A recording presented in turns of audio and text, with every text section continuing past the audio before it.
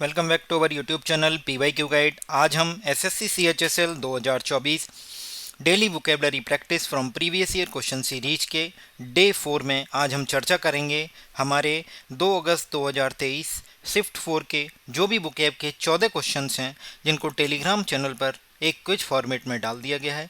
Start और and के button के साथ आप जाकर क्विज अटेम्प्ट करिए और ज़्यादा से ज़्यादा लोगों को शेयर कीजिए, जिससे कि वो भी एग्ज़ाम में अपनी रैंक सिक्योर कर सकें। हम इस सीरीज में वोकैब के अलावा उसमें जितने भी क्वेश्चंस हैं उसके सारे ऑप्शंस का डिटेल डिस्कशन करते हैं, जो कि आपके आने वाले एग्ज़ाम के लिए नए क्वेश्चन की तरह समझ आते हैं, मतलब नए क्वेश्चंस की तरह आपको दिखाई देंगे एग्ज़ाम में।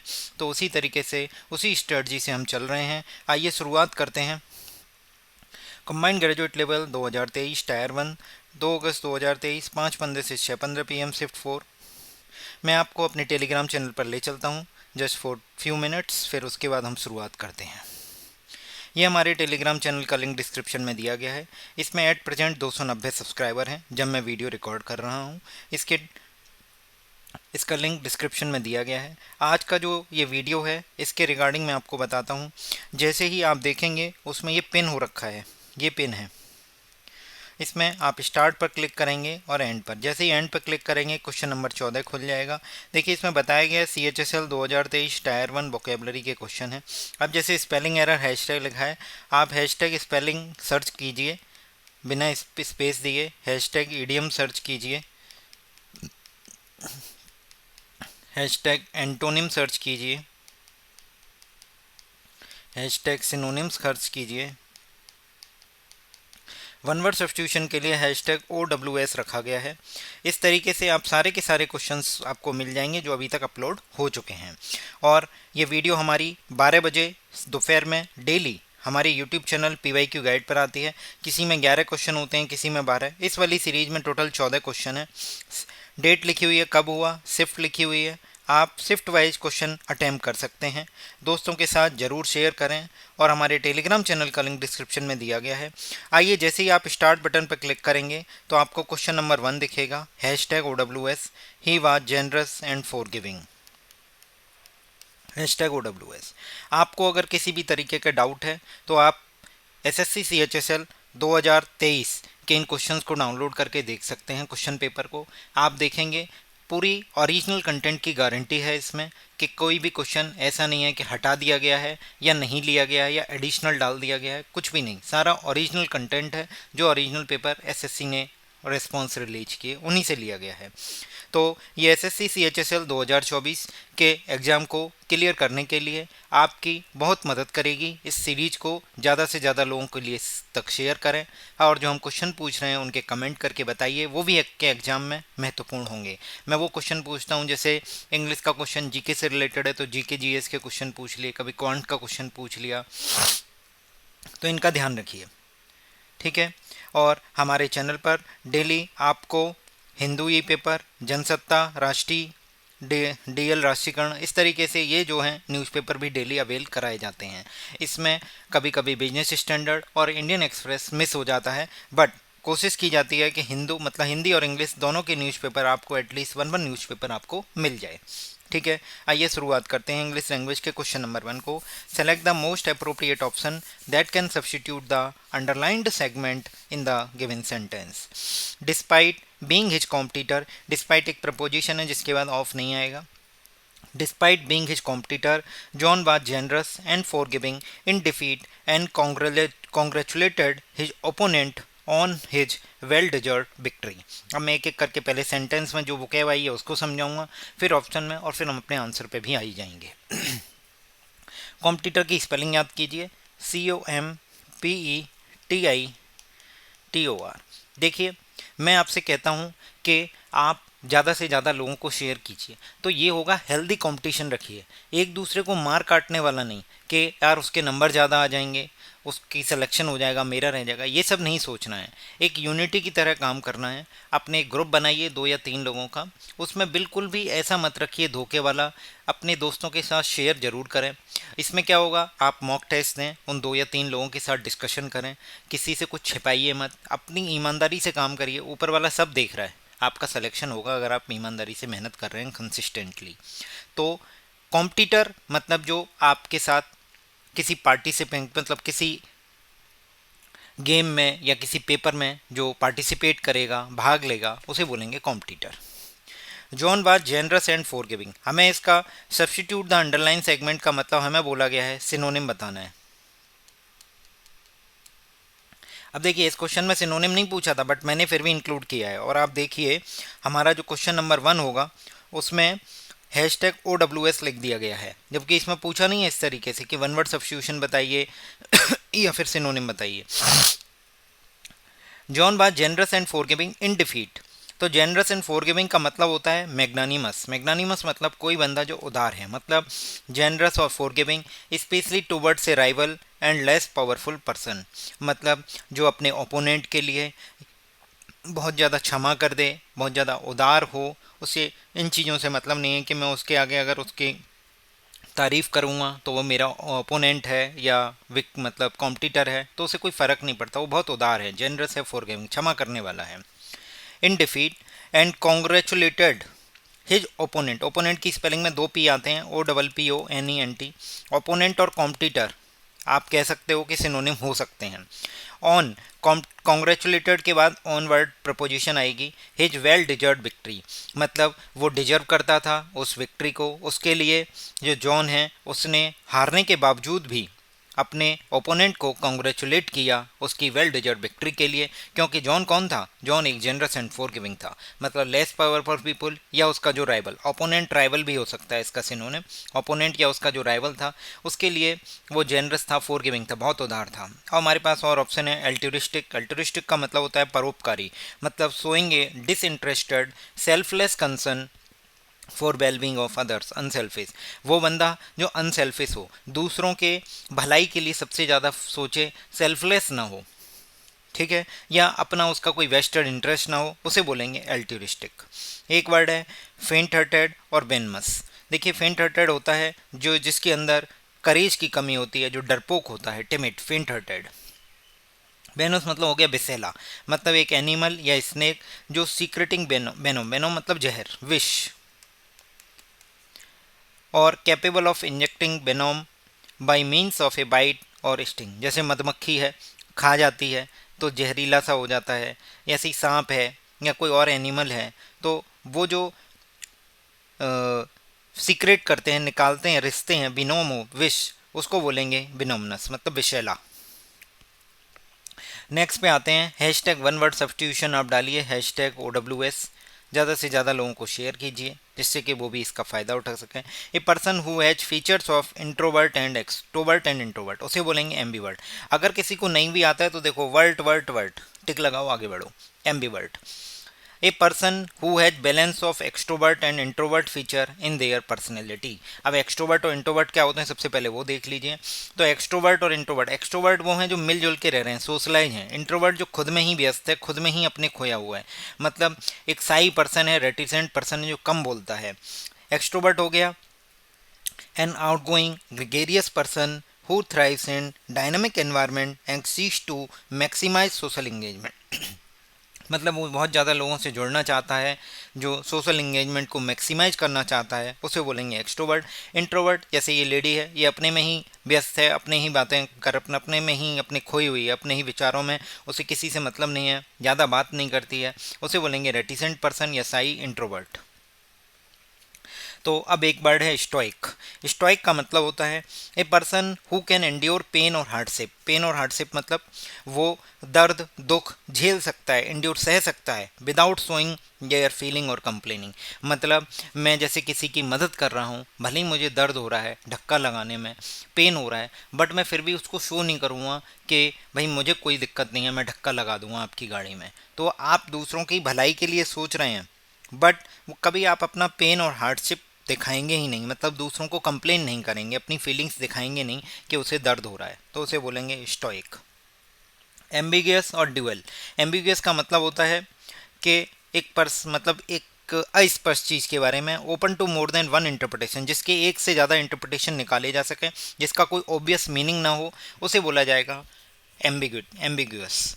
हमारे पास 2 वर्ड हैं, डुअल और ड्यूली। ड्यूली आपने जब भी फॉर्म भरते हैं तो लिखा जाता है ड्यूली साइंड, ड्यूली साइन कर दीजिए। ड्यूली साइन का मतलब ये नहीं होता कि 2 बार साइन करना। इस ड्यूअल का मतलब 2 है। कंसिस्टिंग ऑफ 2 पार्ट एलिमेंट, मतलब कोई ऐसी चीज़ जिसके 2 पार्ट हैं या 2 एलिमेंट हैं, 2 एस्पेक्ट हैं, 2 पहलू हैं, जैसे एक सिक्के के 2 पहलू हैं, लेफ्ट और मतलब हेड और टेल। तो इसी तरीके से ड्यूली, ड्यूली का मतलब ड्यूल से रिलेटेड नहीं है, ध्यान रखिए, इसीलिए मैंने आपको इसमें लेकर आया हूँ जिससे आपको कन्फ्यूजन दूर हो।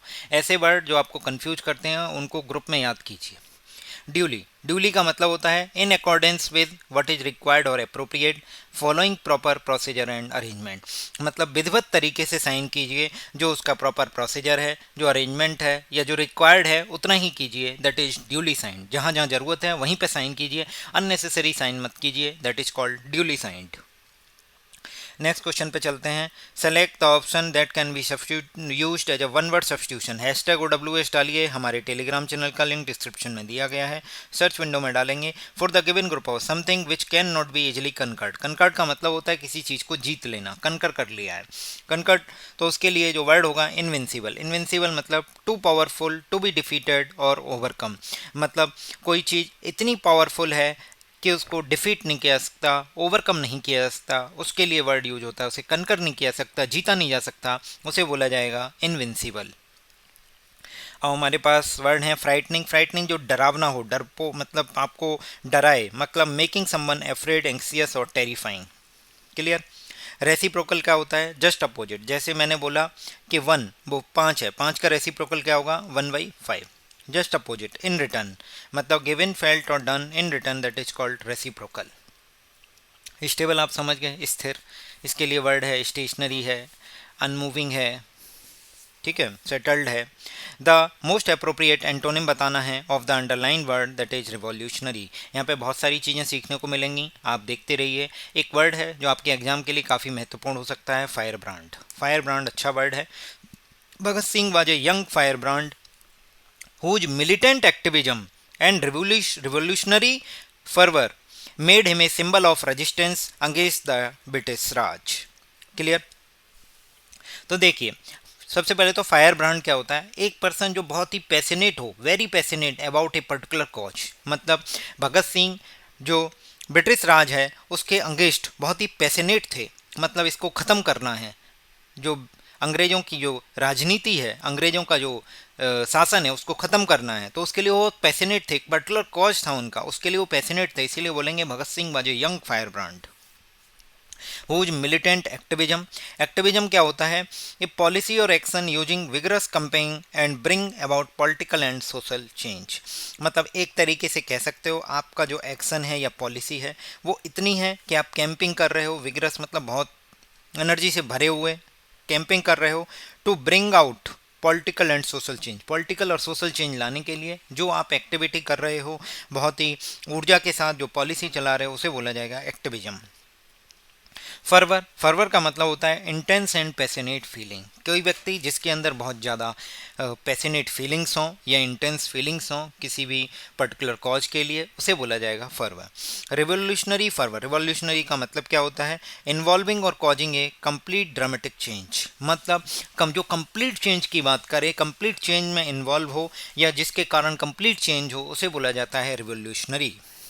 तो रिवॉल्यूशनरी का जो एंटोनिम है वो हो जाएगा मॉडरेट। मॉडरेट का मतलब होता है average in amount, intensity, quality और डिग्री। कोई भी चीज़ इंटेंसिटी में, क्वालिटी में, क्वांटिटी में, डिग्री में, अमाउंट में जो एवरेज हो उसे बोला जाएगा मॉडरेट। मैं आपसे ऐसे क्वेश्चन पूछ लेता हूँ कि जैसे इसमें एक वर्ड है उसका है अल्ट्रा। अल्ट्रा का मतलब होता है एन एक्सट्रीमिस्ट। एन एक्सट्रीमिस्ट जो लड़ाई झगड़े करके किसी भी चीज़ को पाना चाहेंगे, मतलब दंगे करेंगे कि हमें यही समझ में आ रहा है। जैसे कि मैं आपको बताता हूँ, मैं आपसे एक क्वेश्चन पूछ रहा हूँ, आप कमेंट करके ज़रूर बताइए कि कांग्रेस के किस सेशन में, कांग्रेस के किस अधिवेशन में जो इंडियन नेशनल कांग्रेस है वो 2 भागों में बट गई थी, एक मॉडरेट में और एक्सट्रीमिस्ट में। मॉडरेट कहते थे हम बातचीत से बात मनाएंगे, मतलब बातचीत करेंगे, राउंड टेबल कॉन्फ्रेंस करेंगे और उससे चीज़ें सॉर्ट आउट होंगी। और एक्सट्रीमिस्ट कहते थे कि लड़ाई झगड़े करो, दंगा करो, तब अंग्रेज़ों को समझ में आएगा, तो वो अंग्रेज छोड़ के चले जाएंगे। तो वो थे एक्सट्रीमिस्ट। एक्सट्रीमिस्ट के लिए वर्ड क्या था? अल्ट्रा। रिवॉल्यूशनरी भी वही है, जो कंप्लीट चेंज की बात करें, जिसके कारण कंप्लीट चेंज हो, ड्रामेटिक चेंज हो, उसे बोला जाएगा रिवॉल्यूशनरी। तो इसका एंटोनिम क्या हो जाएगा? मॉडरेट। और हमारे पास 1-2 वर्ड और हैं जैसे रेडिकल और वायलेंट। तो रेडिकल का मतलब होता है एक चेंज और action, relating to affecting the fundamental nature of something, मतलब किसी भी चीज़ के फंडामेंटल नेचर को अफेक्ट करे या उससे रिलेटेड हो वो चेंज, मतलब कोई एक ऐसा एक्शन आपका या कोई ऐसा चेंज जो आप करना चाहते हैं जो उसके फंडामेंटल फीचर को ही चेंज कर दे, दैट इज कॉल्ड रेडिकल।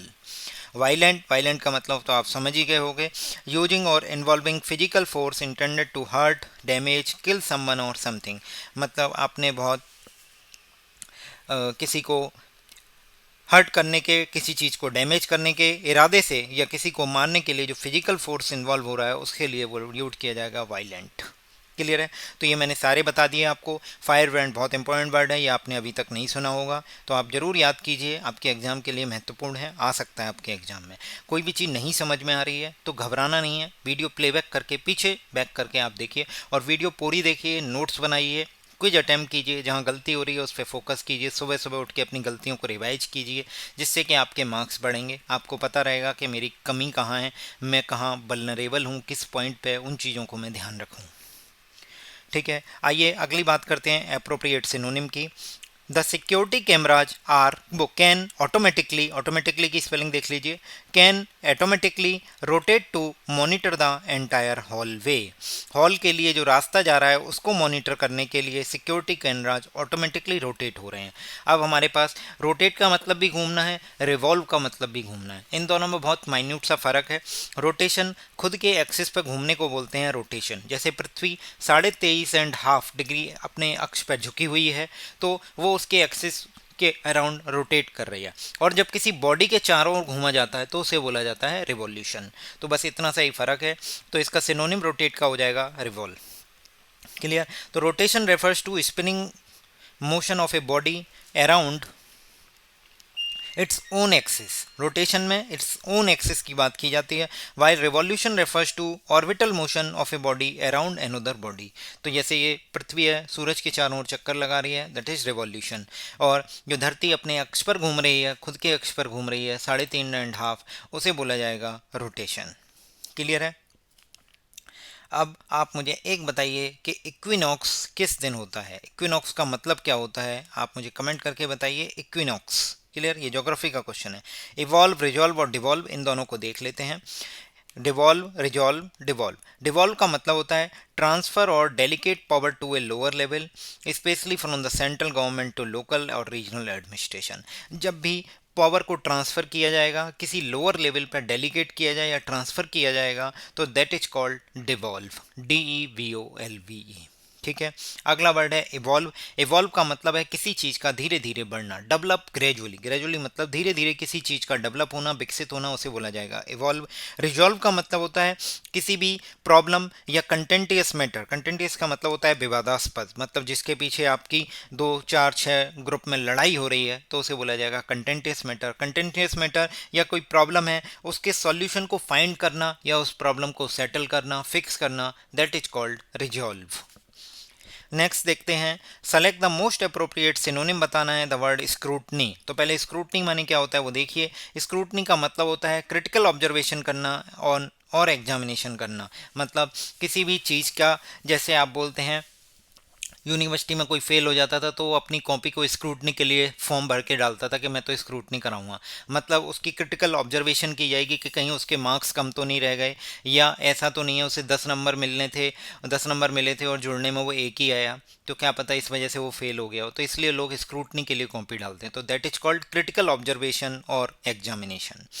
हमें इसका सिनोनिम बताना है इस पूरे सेंटेंस में, देख लेते हैं। Companies strategic planning, strategic planning का मतलब होता है आप एक, जैसे आप एग्जाम की तैयारी कर रहे हैं तो एक स्ट्रेटजी बना के कर रहे हैं कि भाई, जैसे मैंने भी एक स्ट्रेटजी बनाई है अपने चैनल के लिए कि मैं आपको प्रीवियस ईयर क्वेश्चन की, एसएससी जो भी एग्जाम करा रहा है पिछले जितने भी सालों की सबकी बुकें आपको मैं अपने चैनल पर ला के दूंगा, वो भी फ्री ऑफ कॉस्ट, और इसी तरीके से मैं आपको पढ़ाते रहूँगा जिसमें कि सारे ऑप्शंस के साथ डिटेल डिस्कशन होगा। अपने दोस्तों के साथ जरूर शेयर करते रहिए क्योंकि व्यूज आते हैं, कमेंट्स आते हैं, बहुत मोटिवेशन मिलता है आप लोगों से, तो जरूर शेयर कीजिए, जिससे कि क्या है कि हमें भी मोटिवेशन मिलेगा, हम कंटिन्यू रखेंगे आपके लिए ये सीरीज, एसएससी सीजीएल के लिए, सीएचएसएल के लिए, सीपीओ के लिए, एमटीएस के लिए, सभी एग्जाम्स के लिए लेकर आ रहे हैं। और जल्दी ही हमारा एक कोर्स भी आने वाला है जो आपके जीएस, जीके और जनरल अवेयरनेस, इनके जो एसएससी जो भी एग्जाम लेता है उनके प्रीवियस ईयर क्वेश्चन का एक कंपाइलेशन होगा, जिसमें शिफ्ट वाइज होगा, स्टार्ट और एंड के बटन के साथ होगा। आप अपने लीजर टाइम में उसको यूज कर सकते हैं। एक साल के लिए आपको ऑफर प्राइस में 99 रुपये में एक साल की वैलिडिटी के साथ मिलेगा। आप 11 जून को ये हमारा लॉन्च होने वाला है। ज़्यादा से ज़्यादा लोगों को शेयर करें, जिससे कि आप अपनी रैंक सिक्योर कर सकेंगे। आपको जीएस में किसी भी तरीके की कोई दिक्कत नहीं आएगी, इस चीज़ की गारंटी मैं देता हूँ आपको। देखिए, हमारी बुकैब की सीरीज बहुत लोगों को पसंद आ रही है, बहुत लोग कमेंट कर रहे हैं, बट मैं कहूँगा फिर भी आप ज़्यादा से ज़्यादा लोगों को शेयर और कीजिए, जिससे कि एसएससी के हर बच्चे तक पहुँच जाए, क्योंकि ये सीरीज अभी तक यूट्यूब पर अवेलेबल नहीं है, जो मैं जिस कॉन्सेप्ट के साथ आपके लिए आया हूँ। ऐसे ही जीके जीएस का भी जो कॉन्सेप्ट है वो भी हमारा एक यूनिक कॉन्सेप्ट होगा, जो अभी तक नहीं है। आप जरूर ज्वाइन कीजिए। अब आइए हम अपने क्वेश्चन पे आते हैं। The companies strategic plan included a comprehensive analysis of market trends and consumer behaviour. तो सबसे पहले स्ट्रेटजिक क्या होता है, जो मैंने अभी बताया कि आप एक साल की पूरी स्ट्रेटजी बना के चलते हैं कि मैं कैसे कैसे क्या क्या करूँगा, कब मॉक टेस्ट दूंगा, कब कौन सा सब्जेक्ट करूँगा। The plan of action design to achieve और लॉन्ग टर्म और ओवरऑल एम। तो that is called strategic planning included a comprehensive analysis. Comprehensive analysis का मतलब होता है कि आप इंक्लूड करके चल रहे हो सारे nearly all the elements and aspect of something. मतलब सारी चीज़ों को कॉम्प्रिहेंसिव कर रहे हो, इंक्लूड करके चल रहे हो। That is called comprehensive. Inclusive analysis of किसकी? मार्केट ट्रेंड की और कंज्यूमर बिहेवियर की। कंज्यूमर के बिहेवियर को, कि कंज्यूमर किस चीज़ को डिमांड कर रहा है, किस चीज़ को डिमांड नहीं कर रहा है, ये कंज्यूमर का बिहेवियर है। मार्केट में क्या चीज़ ट्रेंड में चल रही है, तो that is market trend. Trend का मतलब क्या होता है? मतलब a general direction in which something is developing और चेंजिंग। जैसे अभी किस चीज़ के डायरेक्शन में डेवलप हो रही है, मतलब किस डायरेक्शन में चीज़ें डेवलप हो रही हैं, चेंज हो रही हैं, उसको बोला जाएगा ट्रेंड। एनालिसिस का मतलब भी ये होता है detailed examination of the elements and structure of A something. Examination, investigation, inspection, survey, scanning, study, that is called analysis. अब हमसे जो पूछा गया है स्क्रूटनी, तो स्क्रूटनी का मतलब था क्रिटिकल ऑब्जर्वेशन एंड एग्जामिनेशन, तो इसका सिनोनिम क्या हो जाएगा? एनालिसिस। हमारे पास बिहेवियर है, जो आपका व्यवहार है। कॉम्प्रिहेंसिव मैंने आपको बता दिया, ट्रेंड मैंने आपको बता दिया। इसी तरीके से हम हर क्वेश्चन का पोस्टमार्टम कर रहे हैं, आपके एग्जाम के लिए बहुत हेल्पफुल होगा। जरूर देखिए, पूरी वीडियो देखिए, नोट्स बनाइए। Supply the most appropriate synonym of the word capable. Capable का मतलब होता है कि आपके अंदर किसी के पास जो ability, fitness, quality necessary to do achieve और समथिंग स्पेसिफाइड थिंग। मतलब किसी स्पेसिफाइड थिंग को अचीव करने की आपके अंदर वो एबिलिटी हो, वो क्वालिटी हो जो ज़रूरी है, तो उसे बोला जाएगा आप कैपेबल हैं। जैसे आप एग्जाम्पल दिया जा रहा है, आप एसएससी की तैयारी क्यों कर रहे हैं? क्योंकि आप कैपेबल हैं एसएससी के एग्जाम को क्लियर करने के लिए। आपके अंदर वो एबिलिटी है जो ज़रूरी है उस थिंग को अचीव करने के लिए, दैट इज़ कॉल्ड कैपेबल। इसके लिए सिनोनिम हमें बताना है, तो सबसे पहले सेंटेंस पढ़ते हैं। Jayesh was competent and the best candidate for the post of clerk in the interview, whereas others are inefficient and irritating. Inefficient अब आप समझ गए, others whereas के बाद मतलब अपोजिट वर्ड लिखे जाएंगे। तो कैपेबल का अगर एंटोनिम पूछा जाएगा तो इनएफिशिएंट हो जाएगा। अब इनएफिशिएंट और इरिटेटिंग अभी हम देखते हैं। तो सबसे पहले इसका सिनोनिम क्या होगा? कॉम्पिटेंट। कॉम्पिटेंट का मतलब आप सक्षम है, हैविंग ए नेसेसरी एबिलिटी और knowledge skill to do something successfully. मतलब आप उस चीज़ को लेके सक्षम हैं, कैपेबल हैं, कॉम्पिटेंट हैं कि आप किसी चीज़ को अचीव कर सकते हैं। जैसे इसमें क्लर्क की पोस्ट के इंटरव्यू में क्लर्क की पोस्ट के लिए जो जयेश था वो कॉम्पिटेंट और बेस्ट कैंडिडेट था, मतलब वो कैपेबल था कि उसके अंदर उतनी एबिलिटी थी जो क्लर्क के लिए चाहिए। जैसे सपोज टाइपिंग है, तो टाइपिंग उसमें है, बाकियों में नहीं है। Others are inefficient. अनएफिशिएंट मतलब उनकी स्पीड नहीं आ रही है। इनएफिशिएंट का मतलब हो गया not achieving maximum productivity, wasting और falling to make best use of time और रिसोर्सेज। मतलब वो समय और रिसोर्सेज दोनों का यूज क्या कर रहे हैं? वेस्ट कर रहे हैं, इनएफिशिएंट हैं, उनके अंदर प्रोडक्टिविटी नहीं है। That is called inefficient. एक वर्ड है इरिटेटिंग। इरिटेटिंग मतलब कोई भी चीज़ जो आपको एंगर दिलाए, इम्पेशेंट करे, एनोइंस करे। कॉजिंग मतलब आपके गुस्सा दिलाए, क्रोध दिलाए, उसे बोला जाएगा irritating. Sorry. Next question number 12 पे देखते हैं, मोस्ट अप्रोप्रिएट एंटोनिम बताना है स्टेशनरी का। स्टेशनरी का मतलब होता है कोई भी चीज़ जो मूविंग ना हो, not intended to be moved. अब मैं आपसे एक क्वेश्चन पूछ रहा हूँ, STATIONERY का मतलब बताइए। आप कमेंट करके मुझे बताइए इस स्टेशनरी का मतलब क्या है। आपसे मैंने पहले भी जो क्वेश्चन पूछे हैं उन सब के कमेंट कीजिए आप, और ये भी देखिए आपके एग्जाम के लिए बहुत महत्वपूर्ण होगा। मैंने आपसे पूछा था कि कांग्रेस के किस सेशन में एक्सट्रीमिस्ट और मॉडरेट स्प्लिट हो गई थी कांग्रेस, आप बताइए मुझे। तो इसका मूविंग हो जाएगा। इमोबाइल, परमानेंट, स्टेबल, ये सारे के सारे किस चीज़ को रिप्रेजेंट करते हैं? जो चीज़ रुकी हुई है, स्टेशनरी है। इमोबाइल, परमानेंट और स्टेबल। नेक्स्ट क्वेश्चन नंबर 13 देखते हैं, करेक्ट स्पेलिंग बतानी है from the given option in the fill in the blanks. The civil engineers are trying to fill in the bridge using new technology. Civil engineers bridge को क्या कर रहे हैं? Try कर रहे हैं, किसके लिए? न्यू टेक्नोलॉजी का यूज करके एलिवेट करने की कोशिश कर रहे हैं, ऊपर उठाने की कोशिश कर रहे हैं, रेज करने की कोशिश कर रहे हैं। एलिवेट की स्पेलिंग ELEVAT, टू मूव और raise to a higher place और पोजीशन। लिफ्ट अप सिनोनिम हो जाएगा होइस्ट और लिफ्ट। जैसे मैं आपको एक वर्ड बताता हूँ, ये वर्ड इसी से मिलता जुलता है, इसीलिए मैं आपके लिए लेके आया हूँ। ये भी SSC बहुत बार पूछता है, मैं वही चीज़ लेके आ रहा हूँ जो एग्जाम के लिए बहुत ज़्यादा महत्वपूर्ण है। टू द पॉइंट बात करता हूँ मैं, इसमें कोई भी ऐसा नहीं है कि आपका समय बर्बाद हो रहा है। पूरी वीडियो ध्यान से देखिए, सारी चीज़ें काम की हैं। ALLEVIATE, ये एलिवेट से अगर इसको प्रोनाउंस किया जाए तो लगभग हेमोनिम सा लगेगा। एलिविएट, एलिविएट का मतलब होता है किसी की सफरिंग को, डिफिशियंसी को, प्रॉब्लम को लेस सीवियर करना, मतलब कम करना, उसे बोला जाएगा। जैसे एलिविएट द पेन, पेन की जो सीवियरिटी है उसको कम करना, तो उसे बोला जाएगा एलिविएट द पेन। अगला वर्ड है मोस्ट अप्रोप्रिएट होमोनिम बताना है। Context of the following sentence to fill in the blanks. तो ये कंटेक्स्ट पर डिपेंड करेगा कि कंटेक्स्ट क्या है। माई birthday will this on A Friday this year, तो मेरी बर्थडे इस फ्राइडे को इस ईयर आती है, तो इसके लिए वर्ड ये यूज किया था फॉल, FALL। फॉल का मतलब to come to a particular time and happen in a particular place. मतलब कोई भी चीज़ अगर पर्टिकुलर प्लेस पे हैपन हो, घटित हो है, या फिर किसी पर्टिकुलर टाइम पर वो चीज़ आए, तो उसे बोला जाएगा FALL। जैसे बोला जाएगा my birthday will fall on, my birthday will fall on next Friday this year, next Friday this month. Clear? तो इस तरीके से इसका मतलब होगा to come to a particular time और happen in a particular place. अब इसमें 3 ऑप्शन और हैं, इनको भी आप देख लीजिए, आपके एग्जाम के लिए महत्वपूर्ण हो सकते हैं। फॉल का मतलब होता है कि ग्राउंड पे किसी चीज़ का सडनली गिर जाना, to go down on to the ground suddenly. Fall का मतलब ये भी होता है to change in a particular condition, to change to a particular condition. जैसे 45 डिग्री हो रहा था, वो फॉल करके 55 पे आ गया, तो ये फॉल हो गई, कंडीशन चेंज हो गई, टेम्परेचर की कंडीशन, टेम्परेचर फॉल हो गया। फॉल का मतलब होता है टू बी बीटन और डिफीटेड, मतलब किसी को गिरा देना, डिफीट कर देना, मार देना, पीटना। Question number 15, most appropriate antonym बताना है। Play it by year.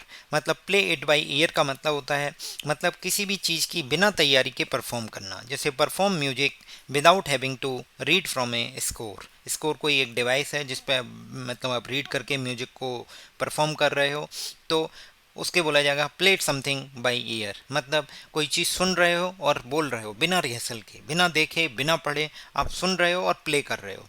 मतलब आपके कान में एक ईयरफोन लगा हुआ है जिसमें गाना बज रहा है, आप उसको सुन रहे हो। प्ले इट बाई ईयर, सुन रहे हो, सुन ईयर के द्वारा आप प्ले कर रहे हो, म्यूजिक प्ले कर रहे हो, तो दैट इज विदाउट आपने रिहर्सल, आपने कोई काम परफॉर्म कर रहे हो विदाउट एनी रिहर्सल।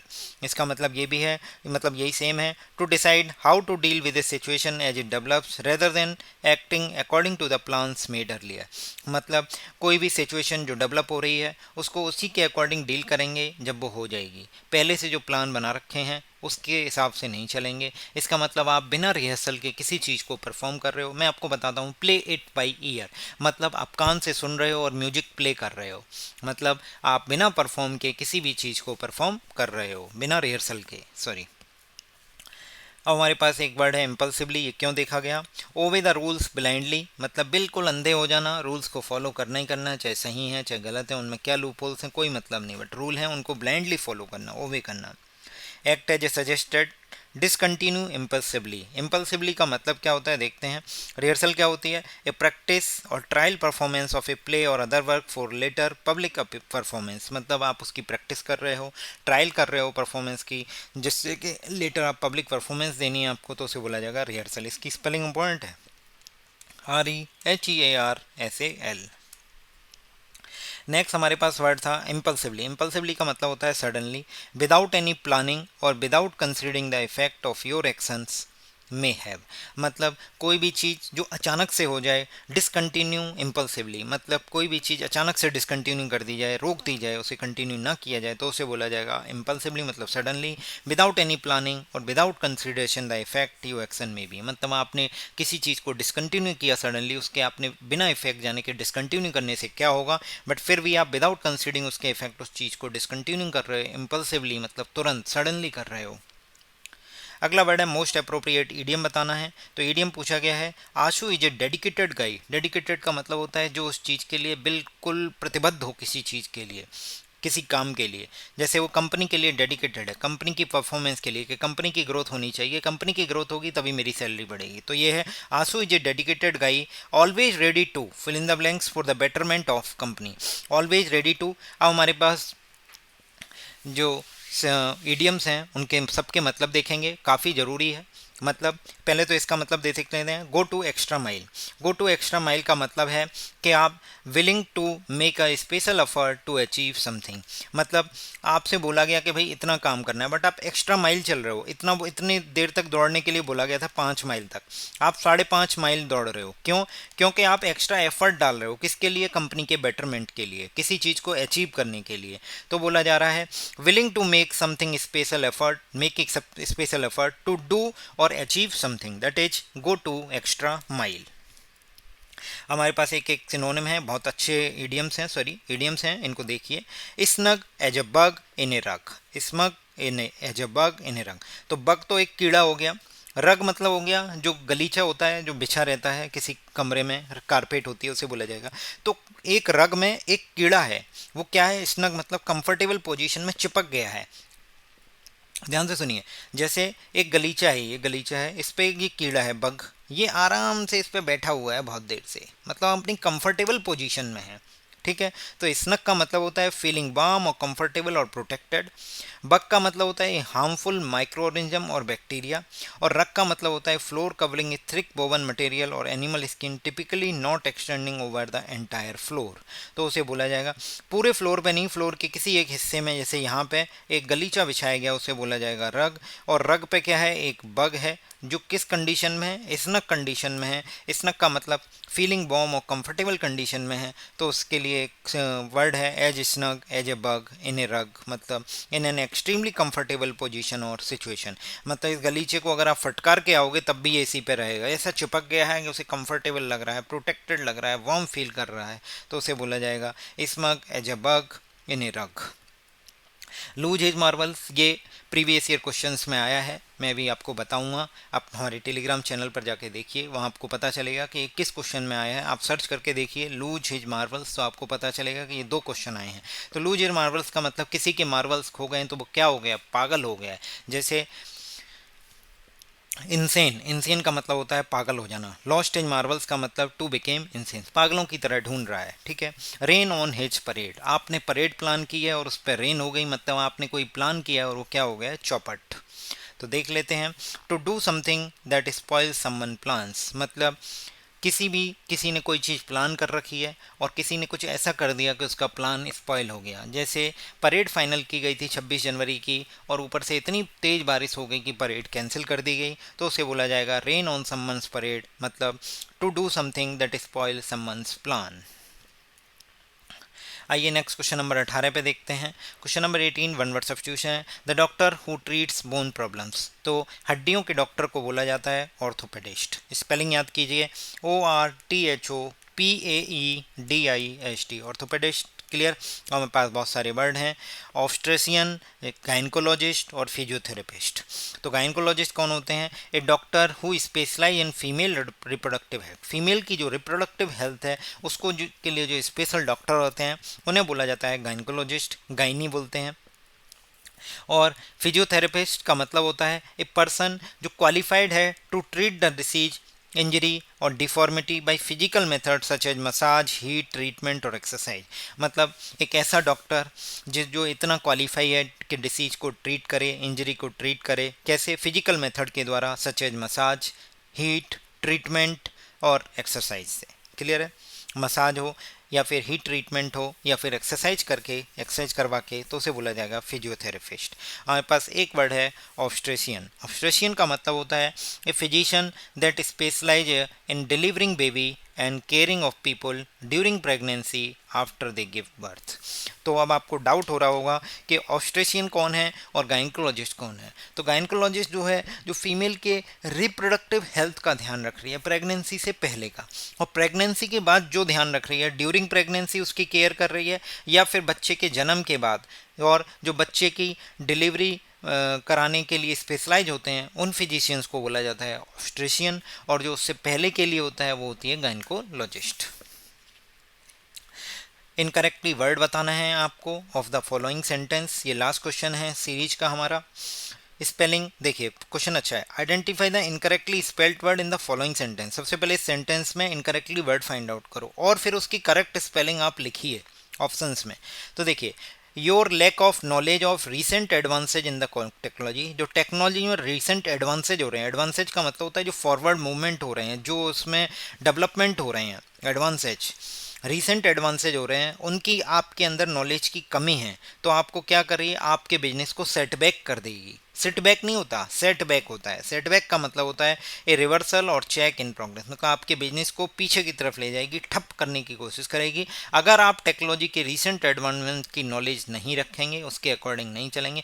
इसलिए समय के साथ बदलना ज़रूरी है। समय की रिक्वायरमेंट क्या है, मतलब आपसे स्पेलिंग एरर नहीं पूछे जा रहे हैं सपोज एग्जाम में, ये हमने मान के चल रहे हैं कि एग्जाम्पल दे रहा हूँ, तो आप क्यों करके जा रहे हो, आप समय के साथ बदलिए, चेंजिंग पैटर्न को फॉलो कीजिए। अब ये 2023 का पैटर्न है, इसको फॉलो नहीं करोगे तो 2024 में आप सिलेक्शन कैसे लोगे। तो इसीलिए 2024 से पहले 2023 के क्वेश्चन पेपर करके जाना ज़्यादा ज़रूरी है। उसके बाद फिर आपसे पॉसिबल है तो 2022-21 इसको भी फॉलो कीजिए जितना पॉसिबल हो सके। तो इसे बोला जा रहा है सेटबैक। सेटबैक इसका सिनोनिम हो जाएगा। एडवांसेज आपको मैंने बता दिया, फॉरवर्ड मूवमेंट, या ये वर्ब है, ये नाउन है, ये वर्ब है। वर्ब का मतलब move forward in a purposeful way, और अगर नाउन है तो फॉरवर्ड मूवमेंट है ये। टेक्नोलॉजी की स्पेलिंग देखिए, सेटबैक है। योर बिजनेस का स्पेलिंग BUSINESS सही है। नॉलेज की स्पेलिंग सही है, बस एक ही स्पेलिंग गलत है, सिटबैक। तो उसकी करेक्ट स्पेलिंग क्या होगी, सेटबैक। सेटबैक का मतलब है reversal, check in progress. Clear. मैंने आपसे 2 क्वेश्चन पूछे हैं। STATIONER